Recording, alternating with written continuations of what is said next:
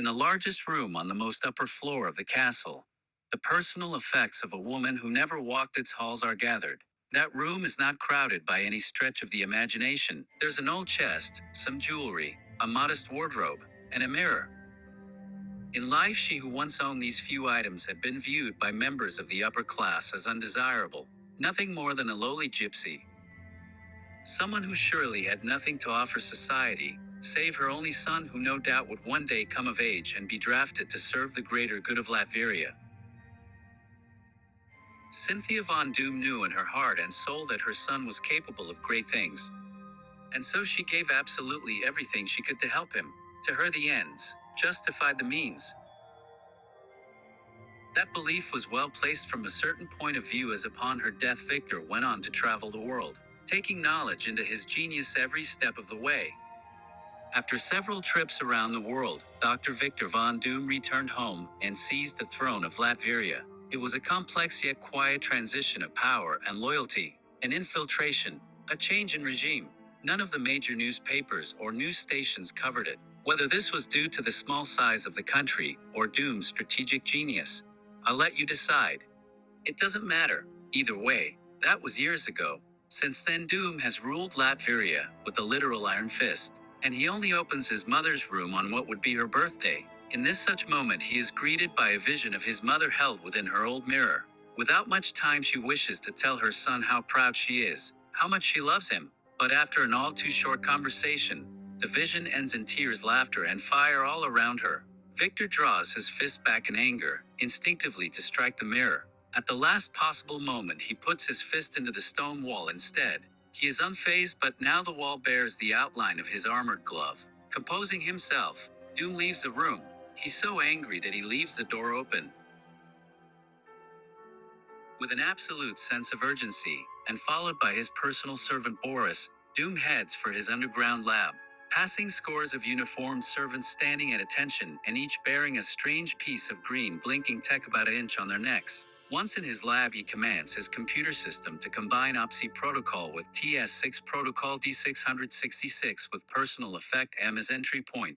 A 3D simulation shows Doom standing before his mother's mirror holding a large book with glyphs written on the ground within the surrounding area.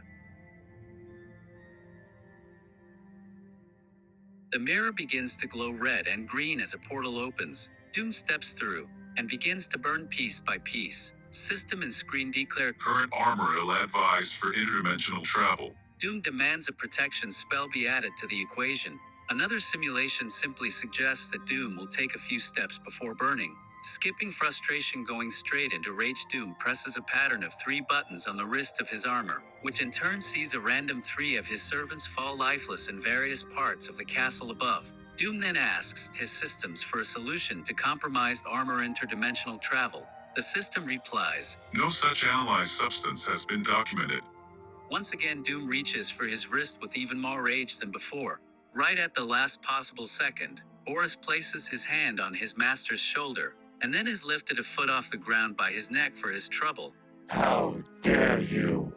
Doom asks while looking Boris dead in the eyes, clutching to life, desperately attempting to draw breath. All Boris can do is point to monitors at Doom's computer console, which shows a broadcast of Shuri at the Stark Expo giving a demonstration on the capabilities of vibranium, leaning into its indestructible aspects and its possible implications.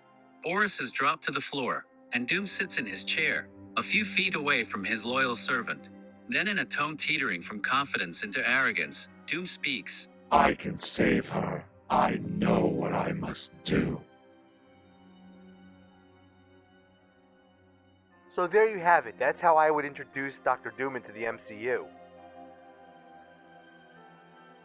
By giving him very little, if anything, to do with the Fantastic Four at first. Putting him on this quest to save his mother's soul takes him out of that standard supervillain space that he lives in. It's not about world domination, it's much more intimate than that. And in a sense, he's not wrong. He's trying to be a hero. He's trying to save his mother. Who wouldn't want to do that? He just would not go about it the right way. And that would make him a problem for everybody in the MCU. Whether you like my idea or you don't, thank you for watching this video. Oh wait, I almost forgot. This is the MCU, right? You have to have an after credits scene in the MCU. Well, I have one built into the scene that I wrote. You may have noticed that I made it a point to say Doom leaves his mother's room open after he sees her vision in the mirror, which is something he doesn't do. He doesn't leave the room open. So after everything's said and done, Doom saves his mother's soul. And this is what I envisioned for the after credits scene. Security cameras watch Cynthia's mirror in Castle Doom. In the dead of night, a glitch happens. And when that glitch is slowed down, you can see something happening with the mirror. Mephisto has escaped his realm. Doom may have saved his mother's soul, but we're all screwed.